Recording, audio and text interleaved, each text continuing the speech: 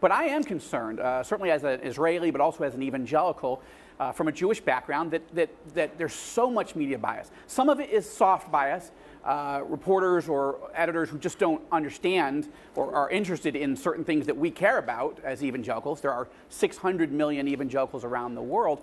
Then there's hard bias, where they're actually, working against you. And then there's Al Jazeera, Turkish media, Iranian media, where they're actually at war with you. And it's a wide range, but I felt that we could do original coverage, provide original interviews, as well as linking to Maayan stories and CBN stories. There is good journalism out there, but we just need to drive it deeper into the Christian communities worldwide.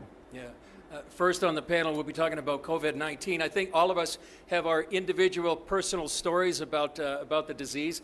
I got out of quarantine 4 days ago. Joel, you got out of bidud, which they call that in isolation or quarantine here in Hebrew, 4 hours ago. Right, that's true. And there are a few people, as I said, Maayan, that have really reported on COVID-19.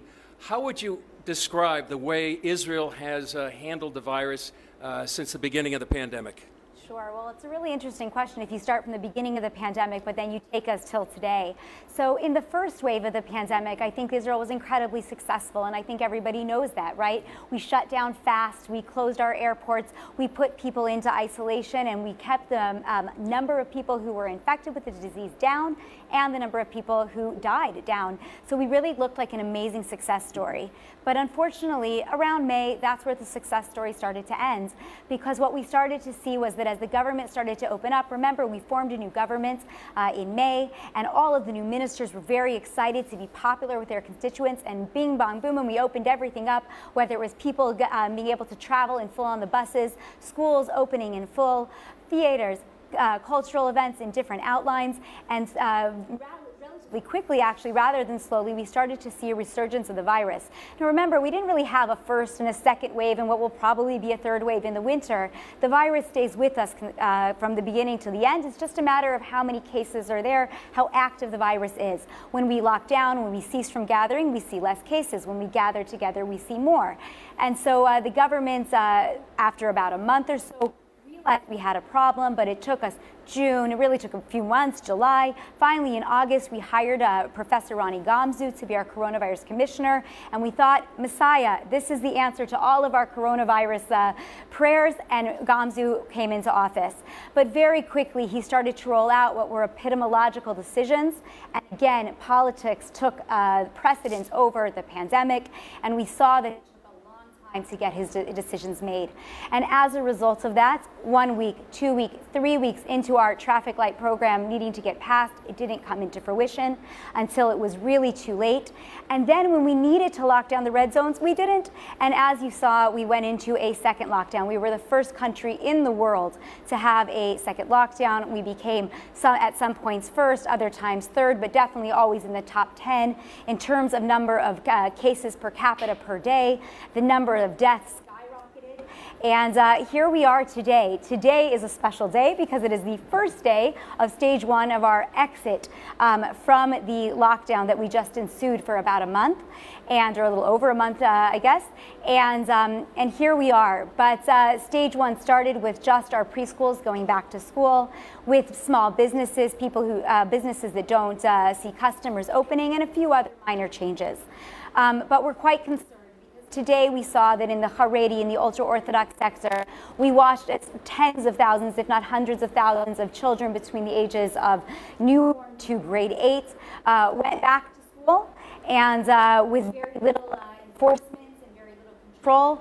So if the question is, how is the government doing? I mean, I'm an extreme Zionist and very pro-Israel, but I have to say I'm quite concerned with the way we're handling this pandemic. Yeah, Amir, before I ask you a question, just to remind you, so many people here are joining us literally from all over the world on Zoom, and perhaps this fourth annual summit is reaching more people than actually the first 3 did. So welcome to everybody joining us on Zoom and around the world. Thanks for coming here on the Media Summit. Amir, to you, the impact on Israel has been profound.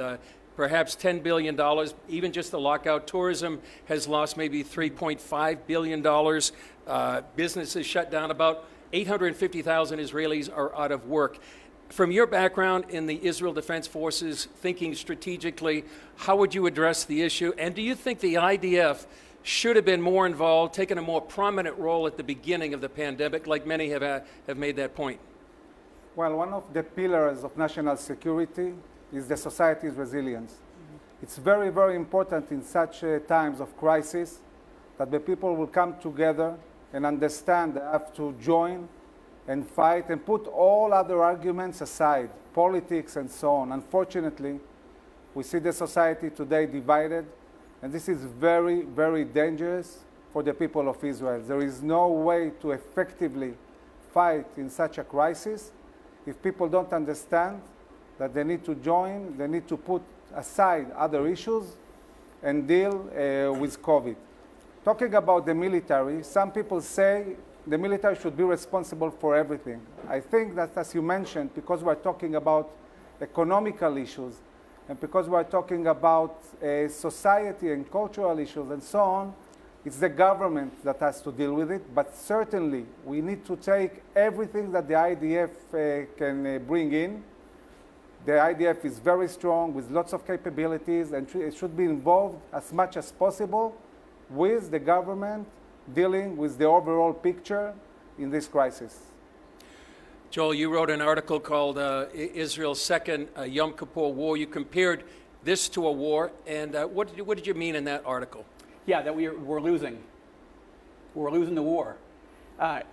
More Israelis have died from COVID, about 2,200 as we speak, than in all the wars and terrorist attacks in the last 20 years, which is about 1,441. That's a stunning number.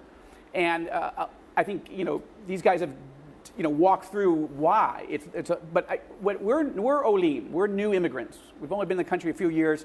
One son finished the army, one's in the Israeli army now. One of the things that we've watched, and I'll just say it quickly, is that in the first lockdown, people took it seriously, and we were shocked because we don't think of Israelis being orderly and wearing their masks and standing in line and social distancing. So we were shocked. Then the second round, we sort of, that's the sort of Israel we think of. But we love Israel. We're super Zionists, like that's why we came from America. But I think what's interesting is, and my wife just captured it, the first time was a national emergency. People treated it like a war. So if the government says do this, they handle it really beautifully.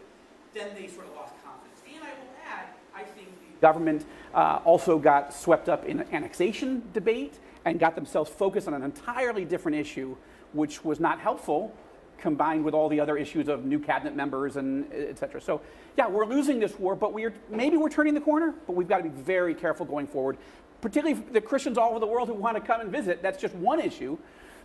We need to open up our country again, and it's sad to see it close. It's like a ghost town. Just quickly, Maayan, Israel is the startup nation, and it has a lot of innovations about COVID. Just mention one. How is Israel doing on the race to a vaccine? Well, it's interesting. I actually, just before coming here, had an off-the-record briefing about that particular topic. I can't share too much information, but what I can tell you is that we are, as everybody knows, getting ready to start our phase 1 clinical trial, meeting our first human trials of our vaccine that is being made by the Biological Institute in Ness-Ziona. This is very exciting. And we are working concurrently to get access to various vaccines. We know about publicly Moderna that we've signed a contract with, Arcturus, and we're working behind the scenes on other commercial deals that will allow us to have access to a vaccine for Israeli citizens if it takes us too long or longer in order to achieve our own vaccine here. Keep in mind that Israel has never made a vaccine before. Even when we've come up with technologies, whether it's drug or vaccine technologies, we've shipped those outside and done trials outside the country. So this is a first here in Israel, and it's quite exciting. I know you asked only about vaccines, but I do think it is important to mention that Israel still is the startup nation. And while we talk about the failures that have happened on the government, the political challenges, lack of using the IDF, we have been able to come up with a number of treatments that are not solving the pandemic, as that's pretty clear, but certainly being able to treat our patients more effectively in hospital, whether it's finding innovative ways to use existing drugs or coming up with radiology treatments that are starting to help some patients at Sheba Medical Center, or the Kamada antibodies that we're using in conjunction with Hadassah Hadassah Medical Center. There are many different protocols that are out there, and we should be very proud of that. Right. Amir, as we finish up on COVID-19 in Israel, you're unashamedly Zionist. The Jewish Agency says in the next 5 years there may be 250,000 olim, a dramatic increase of Jews coming back to the Promised Land. Do you see that as maybe a silver lining here in COVID-19 for Israel? Well, definitely. That's one of the reasons, by the way, you need sovereignty in Judea and Samaria and the Jordan Valley. We need space for so many Jews that are going to make Aliyah. Unfortunately, anti-Semitism is terrible in Europe. It's also terrible in the United States. I frankly think that Jews are going to encounter a very, very hard future. And this is why it's so important that the state of Israel will be strong, will flourish, will be ready to absorb any amount of Jews that want to make Aliyah. This is the difference between the history in the past, where there was nowhere to flee, and the existence of the state of Israel. This is so important, and we're really looking forward for all these Jews to come to Israel. Yeah. As we shift to our second topic about the peace deals, and we just want to again say thank you to everyone joining us from Zoom. Shalom from Jerusalem. Joel, as we speak right now, there are Israeli, U.S., and Bahraini officials signing a memorandum of understanding in Bahrain right now. These Abraham Accords are historic. You were there at the signing of the Abraham Accords at the White House lawn. Tell us about it. It was incredibly emotional, I'll tell you, because I had been with Crown Prince of the United Arab Emirates, Mohammed bin Zayed, 2 years ago. He invited me to bring a delegation of American evangelical leaders. I wear both hats as an Israeli and as a dual U.S. citizen, since that's where I was born and raised. And I brought them in, and one of the things we talk about when we meet with these Arab leaders, I've led 6 of these delegations, is, you know, we are, as evangelicals, we love Israel, and we love the Jewish people, and that's a theological position. It's not a political position, so it can't be changed. So we just want you to know, as an Arab Muslim leader, you just need to understand the evangelical community. The UAE had never invited such a delegation before. We also said we are followers of Jesus, so we also love our neighbors. We're commanded to. We don't always know how. We're not against the Palestinians. We want to make peace with them, but we're not quite sure how. But we want you to know it's not either or for us. But the third thing I said was, we are commanded in the scriptures, Psalm 122, verse 6, to pray for the peace of Jerusalem. And we've been praying for a long time for another Arab leader to say yes and make peace. And we just, want to encourage you. And he leaned forward. He said, Joel, I'm ready.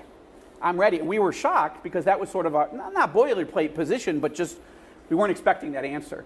And we spent a lot of time. It was off the record at the time. And we had also met with his younger brother, ABZ, Abdullah bin Zayed, and that's the foreign minister. So to be on the lawn of the White House, watching Foreign Minister Abdullah bin Zayed sign a deal with Israeli Prime Minister Netanyahu, whom I worked with 20 years ago, but still, and the Bahrainis, who I know as well, it was stunning. And I was emotional, again, having sons that have served, one still is.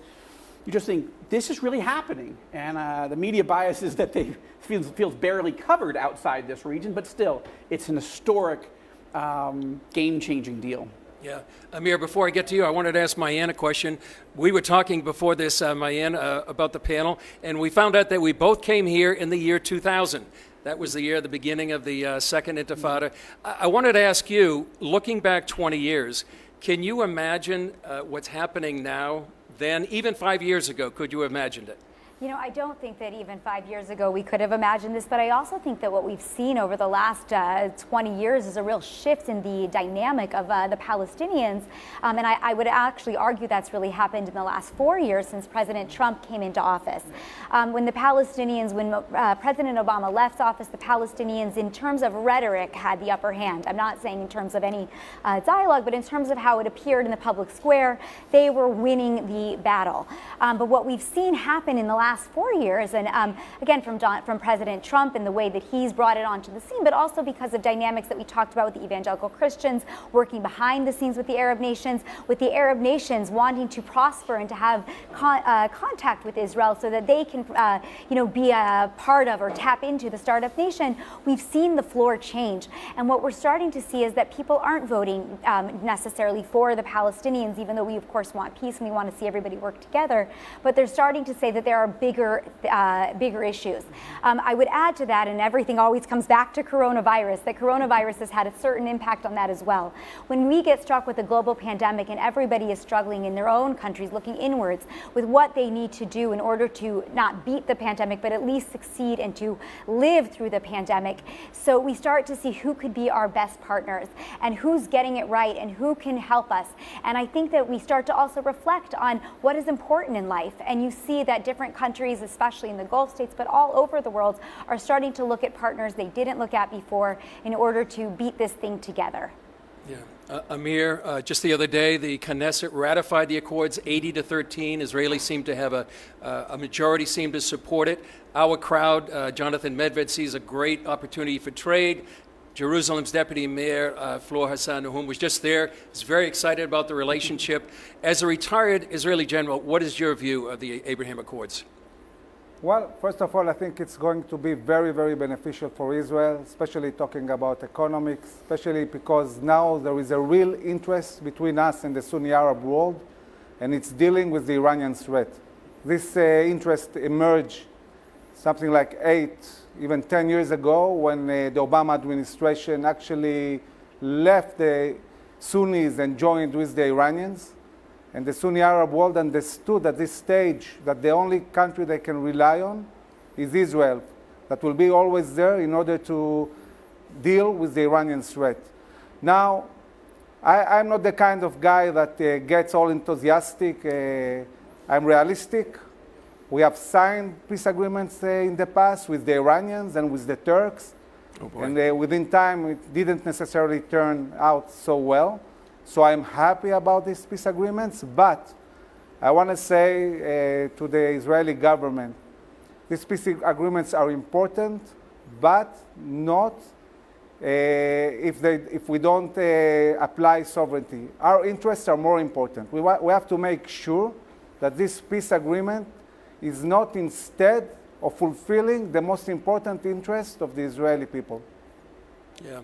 One other question, Amir, you talked about sovereignty. You've wrote a couple of compelling articles in Israel Hayom about that, about sovereignty. One other question about qualitative military edge, which is called QME, which is applied by law by the U.S., make sure that Israel has that qualitative military edge. There has been talk about the sale of an F-35 to the UAE. What's your sense about that?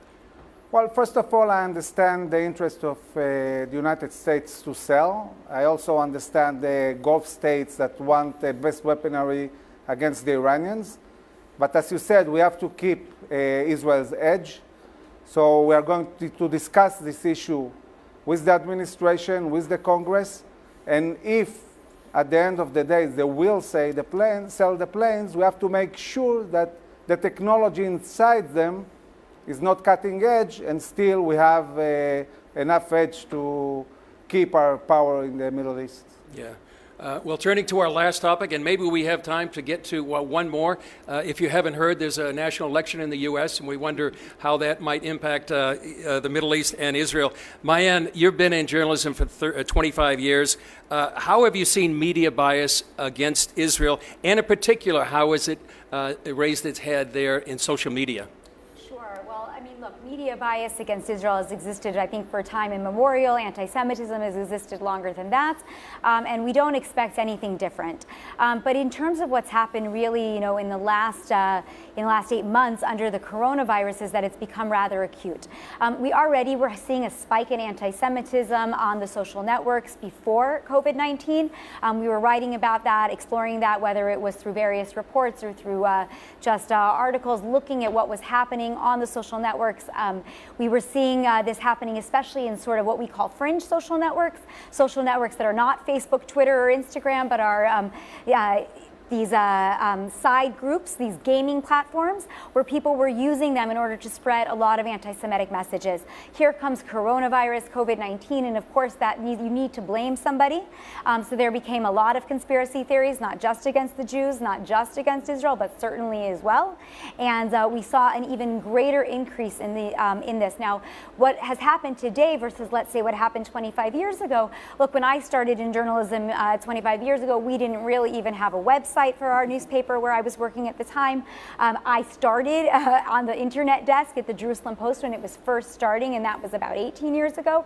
So here we are today, and that is the main platform that people use, and social networks are how people access that web content more often than not. And so what we're seeing is that this one piece of misinformation, one piece of fake news or biased news is one match that creates a fire in seconds. And this has become a really big problem, first of all, in terms of health experts being able to combat the fake news. Don't wear a mask, do wear a mask, what's correct, who's behind those conspiracy theories, and certainly when it comes to Israel or the Jews being behind some of this, it's equally as much of a problem. Yeah.